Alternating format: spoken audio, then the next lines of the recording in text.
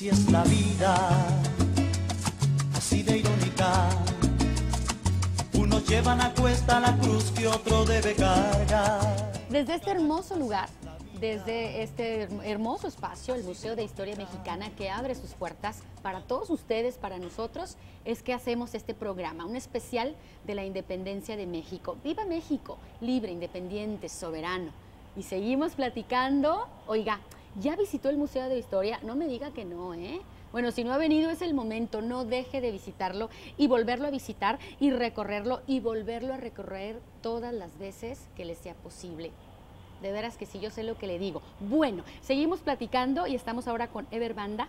Usted le conoce como cuentacuentos, como actor, como promotor cultural, director de Surcidores de Cuentos. Eber, gracias por seguir con nosotros, por estar una vez más contando de esta manera tan peculiar esta historia. Vamos a ver qué se comía en la época de la independencia, un poquito antes, después. Cuéntanos. Bueno, primero que nada, muchas gracias por invitarme y bueno, pues realmente más que traerte algo de la historia, te traigo un poquito de la historia familiar. De anécdotas. De anécdotas, porque mucho de lo que nosotros vivimos cuando éramos niños fue precisamente el disfrutar a los abuelos. Claro. ¿Por qué vienes hoy con una casaca? Perdón, Eber, te interrumpo de una vez, porque tiene un sentido que hoy vengas vestido así.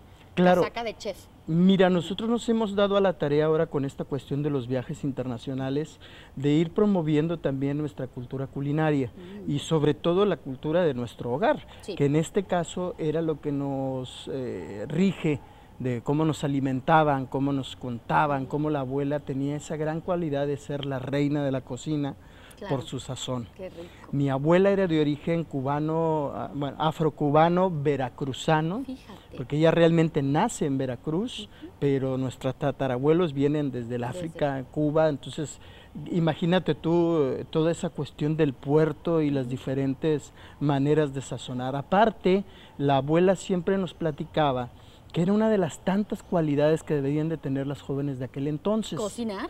Cocinar, claro, coser, estar preparadas para la cuestión del matrimonio, claro, porque era una cuestión muy de tradición, el hecho de ser una mujer preparada para el hogar. Para atender un hogar. Si no Exactamente. sabías cocinar, pues mejor ni intentaras casarte. Imagínate con qué ibas a mantener esa familia, ¿no? Claro, pero aparte claro, también venía de otra tradición oral, del pasarse las recetas, claro, y que había, por ejemplo, una cuestión en la cual se tenía que pasar de boca a boca y solo se le destinaba a las primogénitas. ¿Así? Las segundas, bueno, al menos en mi casa, en las segundas no se tenía permitido eso.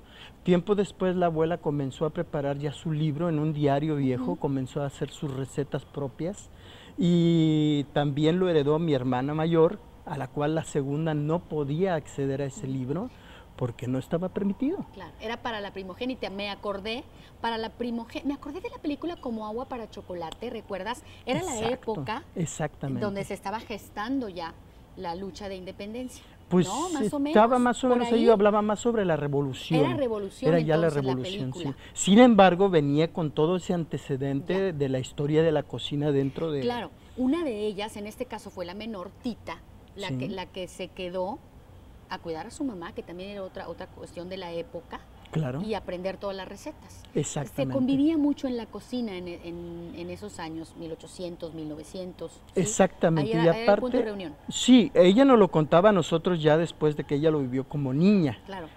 Para con nosotros era una manera de...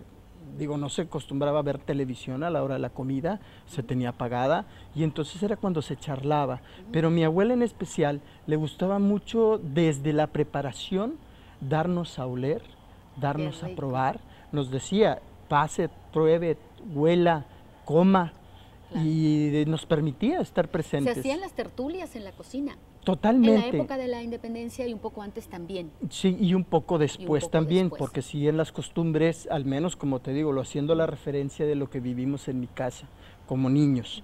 Y en ese entonces, pues te digo, para mi abuela uno de sus lemas principales era barriga llena, corazón contento. Claro. Y otra de las frases era, de la vista nace el amor, así es que sus platillos, imagínate tú un mole con arroz, era súper presentable y todos querían hasta limpiar el plato, ¿no? Claro. Mientras que ella sí las preparaciones nos contaba anécdotas Sí. de lo que ella vivió, pero por ejemplo ella nos decía que pusiéramos mucha atención porque todo tiene una historia. Ella nos hablaba, por ejemplo, desde los orígenes prehispánicos, cómo antes de la llegada de los españoles, cómo se comía. ¿Qué se comía? ¿Qué les contaba tu abuela? Ella nos decía que, por ejemplo, los platillos principales se preparaban con pescado, se cocinaba el faisán, la paloma, todas las clases de aves, pero se comía mucha verdura y mucha fruta. De hecho, todo esto también era de manera natural. Sí. De hecho, mi abuela nos decía, ellos sí que comían naturalmente, ¿no? Ajá, o claro. más sano. Antes de los españoles. Antes de los españoles. Comían menudo, me contabas durante la pausa. Bueno. Y yo pregunté, ¿pero menudo? ¿Que no la vaca llegó con los españoles? Antes Claro. de llegada de los españoles ya comían menudo. Fíjate que mi abuela ¿Dónde tenía, era esa panza? mi abuela tenía la cualidad y mi abuelo se lo decía, que ella era encantadora de serpientes, Ay, porque ay, ay. siempre que nos contaba la historia nos tenía a todos muy atentos. Y ella nos contaba de manera un poquito como de misterio la historia de cómo en aquel entonces ya se comía el menudo, pero se preparaba con los esclavos guerreros, o pues, escogían a los guerreros más valientes o más fuertes que se presentaron en la batalla, los sacrificaban Sí.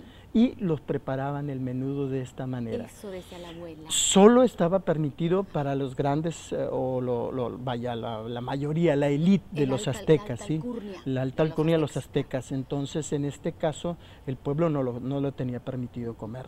Sin embargo, pues imagínate tú, uno de niño, al estar escuchando toda esa narrativa de cómo, claro, mi hermana a partir de ahí ya no volvió a comer menudo, no importaba que luego se nos explicó Claro, que ya claro. habían llegado los cerdos Sí, y toda las esa vaquitas y cuestión, todo. ¿no? Y entonces, eso yo creo que era lo importante del cómo nuestra abuela nos hacía viajar con la imaginación.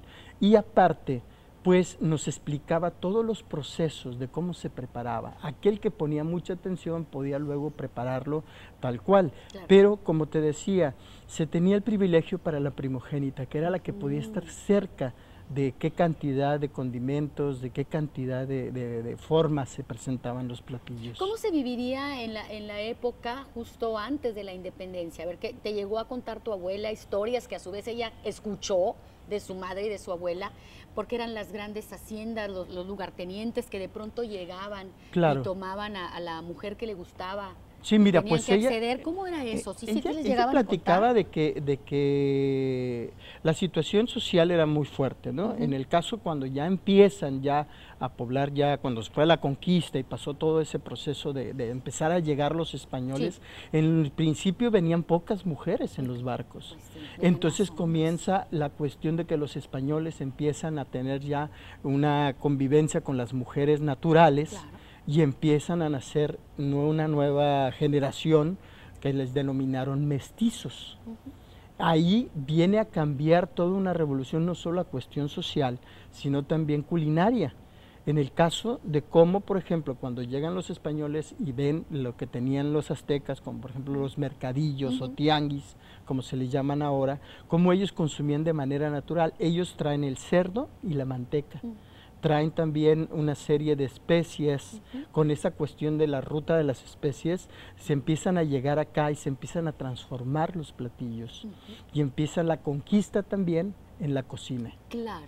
Y A entonces se imponer decía, lo que ellos comían, obviamente. claro, lo que les y de gustaba. pronto también a reconocer que se podían hacer fusiones. Ándale. Como por ejemplo, más adelante me gustaría platicarte, por ejemplo, la historia del mole, que Bueno. ya se comía en México, que ya se comía antes de la llegada, de la pero llegada de era de una españoles, manera muy distinta. Lo dejamos para después de la pausa, Claro nos que quedamos sí. con el mole y por supuesto también habría que hablar de los chiles en nogada, Por supuesto, ¿no? Después de la independencia, años después, para conmemorar algo así, ¿no?